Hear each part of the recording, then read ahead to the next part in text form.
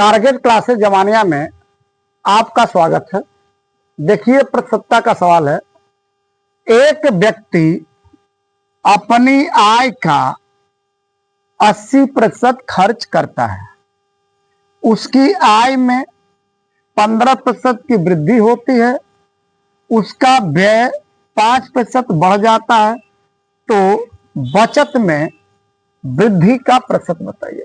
जब भी ऐसी सवाल हो कि एक व्यक्ति अपनी आय का इतना प्रतिशत खर्च करता है, इतना प्रतिशत बढ़ाता है, आय इतना प्रतिशत बढ़ गई, व्यय इतना प्रतिशत बढ़ गया, बचत इतना बढ़ गया, इतना कम हो गया, इस टाइप की कोई भी सवाल होगी, जो मैं तरीका बताऊंगा, इस तरीके से आप तुरंत हल कर सकते हैं।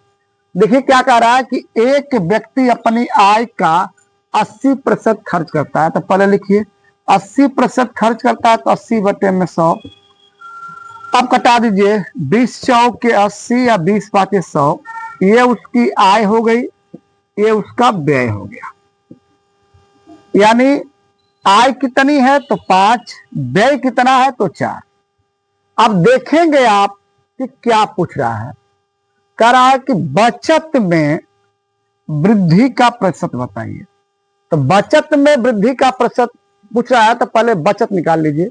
देखिए यहां कमाया कितना 5 रुपया, खर्च कितना किया 4 रुपया, तो बचाया कितना 1 रुपया। 1 आए तो 100 लिखिएगा, 2 आए तो 200 लिखिएगा, 3 आए तो 300 लिखिएगा, 4 आए तो 400 लिखिएगा। ध्यान दीजिएगा, जो भी बचत में कुछ भी, चाहे आय का चाहे व्यय का, जो कुछ भी आता है उसको 100 में ही लिखते हैं। इससे सवाल आसान हो जाती है। तो कह रहा है कि बचत में वृद्धि का प्रतिशत बताइए। तो बचत कितना है, तो 5 रुपया का 4 रुपया खर्च हुआ, तो बचत कितना हुआ 100 रुपया।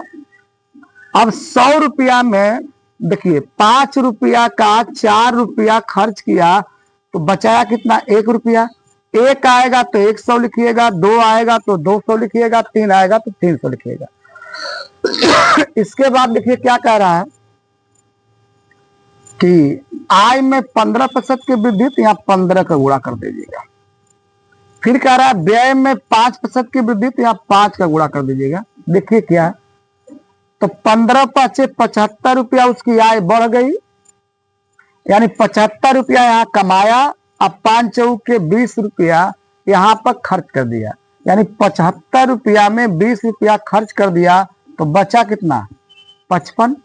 अब प्रतिशत के लिए हमेशा 100 का गुणा करेंगे। प्रतिशत के लिए हमेशा 100 का गुणा कर देंगे। घटा दीजिए, यानी उसका बचत कितना प्रतिशत बढ़ गया, तो 55% उसकी बचत बढ़ गया।